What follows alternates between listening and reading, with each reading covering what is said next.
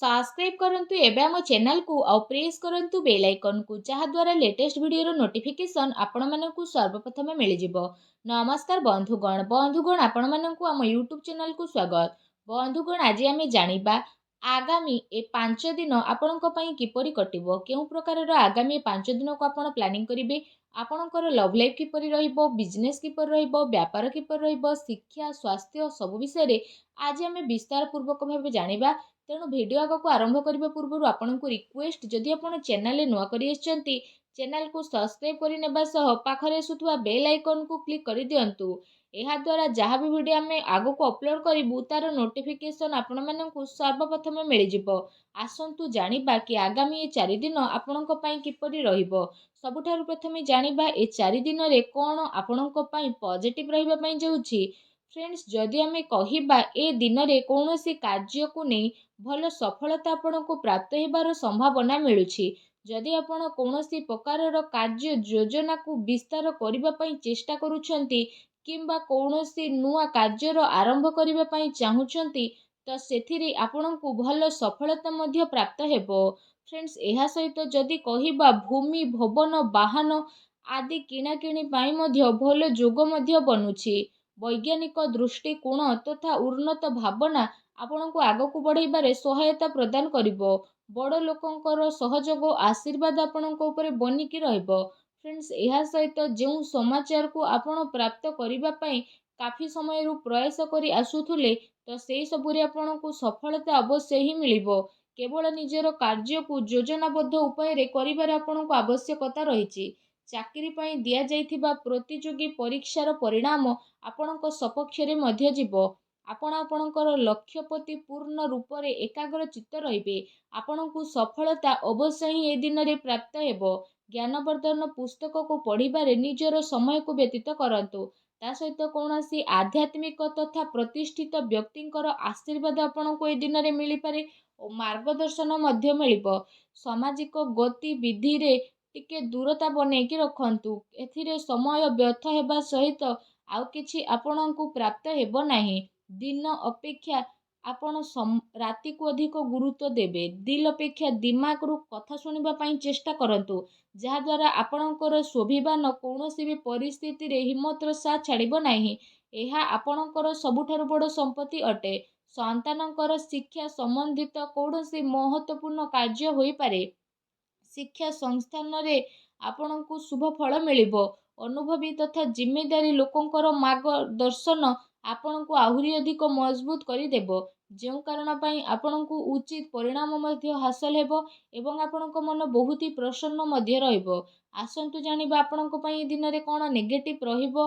Friends, भूल कथार प्रतिकार करिबा द्वारा ओ कारण रे ही लोक आपणकर विपक्ष रे जिबे। आपणको सबु कार्य बहु संयमता और गंभीरतार सह करिबार अछि।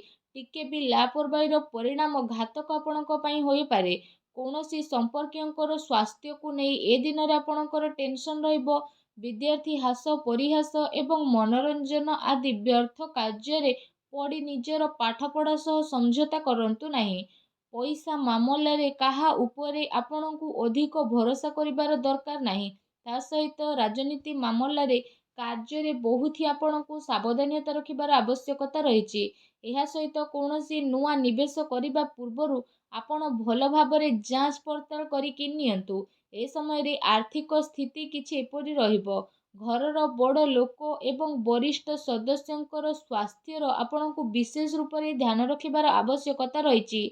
अजणा अपरिचित व्यक्तिंक द्वारा व्यवहार रे लेण देण रे आपणको सावधानता रखिबार अति आवश्यक रहिछि। खर्च उपरे आपण नियंत्रण रखंतु। एहा द्वारा आपणको आर्थिक व्यवस्था रे काफी समय पर्यंत सुधार आसीबो। ता सहित घरर लोकंक भितरे कौनसी हल्का फुल्का मतभेदर स्थिति मध्य उत्पन्न हेबो। कौनसी संपर्कियों संबंधित कौनसी अप्रिय समाचार आपणको विचलित मध्य करि पारे। एथिपाई आपणको धैर्य एवं संयमता बनेई रखिबार अति आवश्यकता रहिछि। फ्रेंड्स, आसंतु जानिबा आपणकर ए दिन रे लव लाइफ किपरि रहिबो। फ्रेंड्स, जो लोक माने ए पर्यंत सिंगल अछंती तांको जीवन रे कौनसी प्यारा साथी आसी पारंती। निजर प्रेम जीवन को गभीरता देबा एवं जड़े आउ जन को बुझीबारे दिन आपणको पई अटे। ଜୀବନସାଥୀ ତଥା ପରିବାରଜନଙ୍କର ସହଯୋଗ ଆପଣଙ୍କର ଆତ୍ମବଳ ଆତ୍ମବିଶ୍ୱାସକୁ ବଢ଼େଇ ଦେବ। ଆଉ ଆପଣ ଚିନ୍ତାମୁକ୍ତ ହୋଇ ନିଜର କାର୍ଯ୍ୟ ଉପରେ ଧ୍ୟାନ ମଧ୍ୟ ଦେବେ। ଦାମ୍ପତ୍ୟ ସମ୍ବନ୍ଧରେ ମଧୁରତା ବନିକି ରହିବ।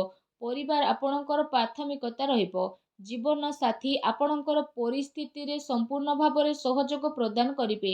ତା ସହିତ ମାତା ପିତା ଘରର ବଡ଼ ଲୋକଙ୍କର ଆଶୀର୍ବାଦରେ ଯଦି କହିବା ଆପଣଙ୍କର ଆତ୍ମବିଶ୍ୱାସ ବନେଇକି ହିଁ ରହିବ।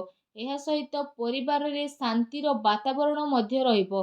ସନ୍ତାନଙ୍କର ସ୍ଥିତି ଆଉ ଅଧ୍ୟୟନ ସମ୍ବନ୍ଧିତ ଜାନକାରୀ ଅବଶ୍ୟ ନେଇକି ରୁହନ୍ତୁ। କୌଣସି ପୁରୁଣା ମିତ୍ର ମିଳିବା କାରଣରୁ ଅତି ଖୁସି ଆପଣଙ୍କୁ ଏ ଦିନରେ ପ୍ରାପ୍ତ ହେବ।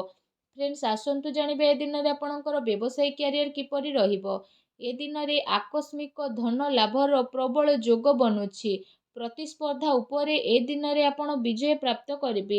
ନୂଆ କାର୍ଯ୍ୟ ଆରମ୍ଭ କରିବା ପାଇଁ ସମୟ ଆପଣଙ୍କ ପାଇଁ ବହୁତ ହିଁ ଭଲ ରହିବ। ତା ସହିତ କାର୍ଯ୍ୟ କ୍ଷେତ୍ରରେ କାମର ଅଧିକତା ରହିବ ଏବଂ ଦିନ ଦୌଡ଼ାଦୌଡ଼ିରେ ବ୍ୟତୀତ ହେବ। ଫ୍ରେଣ୍ଡସ୍, ଏହା ସହିତ ଆପଣ ପୂର୍ବ ସମୟରୁ ନିଜର ବ୍ୟାପାରରେ ଯାହା ବି ପରିଶ୍ରମ କରି ଆସୁଥିଲେ ତ ସେସବୁରେ ଆପଣଙ୍କୁ କାଫି ସମୟ ପର୍ଯ୍ୟନ୍ତ ସକାରାତ୍ମକ ପରିଣାମ ହାସିଲ ହେବ ତଥା କାରବାରର ବିସ୍ତାର ସମ୍ବନ୍ଧିତ ନୂଆ ଯୋଜନା ଆପଣଙ୍କର ବନିବ, ଯାହା ଆପଣଙ୍କ ପାଇଁ ଅବଶ୍ୟ ହିଁ ଲାଭଦାୟକ ଭରା ସାବ୍ୟସ୍ତ ହେବ। ବ୍ୟବସାୟରେ ନୂଆ ନୂଆ ପ୍ରୟୋଗ ଦ୍ୱାରା ଅମଳ କରିବା ଆପଣଙ୍କ ପାଇଁ ଅତି ଆବଶ୍ୟକତା ରହିଛି, କାରଣ ବର୍ତ୍ତମାନ ସ୍ଥିତି କାରଣରୁ କାର୍ଯ୍ୟନୀତିରେ ପରିବର୍ତ୍ତନର ଜରୁରୀ ରହିଛି। ଯଦି ଆପଣ ଭୂମି ଆଦି ଜିନିଷରେ ନିବେଶ କରିବାର ପ୍ରୋଗ୍ରାମ ବନଉଥାନ୍ତି ତ ଆପଣ ଏସବୁରେ ନିବେଶ କରିପାରିବେ। ଏ ସମୟ ଆପଣଙ୍କ ପାଇଁ କାଫି ଅନୁକୂଳ ଭରା ରହିବ, କାରଣ ଆଗକୁ ଯାଇ ଏହା ଆପଣଙ୍କୁ ବହୁତ ହି ଲାଭଦାୟକ ସିଦ୍ଧ ହେବ। ଫ୍ରେଣ୍ଡସ୍, ଆସନ୍ତୁ ଜାଣିବା ଏ ଦିନରେ ଆପଣଙ୍କର ସ୍ୱାସ୍ଥ୍ୟ କିପରି ରହିବ। ଫ୍ରେଣ୍ଡସ୍, ଏ ଦିନରେ ଆପଣ ଆପଣଙ୍କର ଶରୀରର କ୍ଷମତାକୁ ବନେଇ ରଖିବା ସହିତ ନିଜର ସବୁ କାର୍ଯ୍ୟକୁ ପୁରା ଶାରୀରିକ କ୍ଷମତାର ସହ କରିବାରେ ସଫଳ ହେବେ। ତା ସହିତ ଏ ଦିନରେ ଆପଣଙ୍କର ସ୍ୱାସ୍ଥ୍ୟ ବହୁତ ହି ଭଲ ରହିବ। ଆପଣ ନିଜକୁ ଚିନ୍ତା ମୁକ୍ତ ଏବଂ କାଫି ଊର୍ଜାବାନ ଅନୁଭବ କରିବେ। ତା ସହିତ ନିଜର ସ୍ୱାସ୍ଥ୍ୟକୁ ଆହୁରି ଅଧିକ ଭଲ ରଖିବା ପାଇଁ ଆପଣ ପ୍ରତ୍ୟେକ ଦିନ ଯୋଗ କରନ୍ତୁ, ବ୍ୟାୟାମ କରନ୍ତୁ ଏବଂ ସୁସ୍ଥ ରୁହନ୍ତୁ। ଫ୍ରେଣ୍ଡସ୍, ଆସନ୍ତୁ ଜାଣିବା ଏ ଦିନରେ ଆପଣଙ୍କ ପାଇଁ କ'ଣ ବିଶେଷ ଉପାୟ ରହିଛି। ଏ ଦିନରେ ଆପଣ ସ୍ନାନ ଆଦି କରିସାରିବା ପରେ ଭଗବାନ ସୂର୍ଯ୍ୟନାରାୟଣଙ୍କୁ ତମ୍ବାର ଢାଳରେ ଜଳାର୍ଘ୍ୟ ଅର୍ପଣ କରନ୍ତୁ। ଏହା ସହିତ ପକ୍ଷୀମାନଙ୍କୁ କିଛି ନା କିଛି ଖାଇବାକୁ ଦିଅନ୍ତୁ ଏବଂ ନିଜର ସାମର୍ଥ୍ୟ ଅନୁସାରେ ଗରିବ ଲୋକଙ୍କୁ କିଛି ନା କିଛି ଦାନ କରନ୍ତୁ।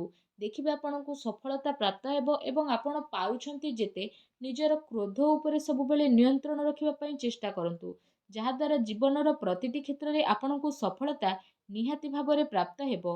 ଆଶା କରୁଛି ବନ୍ଧୁଗଣ ଆଜିର ଏହି ଛୋଟିଆ ଭିଡ଼ିଓଟି ଆପଣଙ୍କୁ ନିହାତି ଭଲ ଲାଗିଥିବ। ଯଦି ମୋର ଭିଡ଼ିଓ ଆପଣଙ୍କୁ ଭଲ ଲାଗିଥାଏ ତ ଭିଡ଼ିଓଟିକୁ ଲାଇକ୍ଟେ କରନ୍ତୁ। ଆଉ ଯଦି ଆପଣ ଚ୍ୟାନେଲରେ ନୂଆ ଆସିଛନ୍ତି ତ ଚ୍ୟାନେଲକୁ ସବସ୍କ୍ରାଇବ୍ କରିନେବା ସହ ପାଖରେ ଆସୁଥିବା ବେଲ୍ ଆଇକନ୍କୁ କ୍ଲିକ୍ କରନ୍ତୁ। ଧନ୍ୟବାଦ।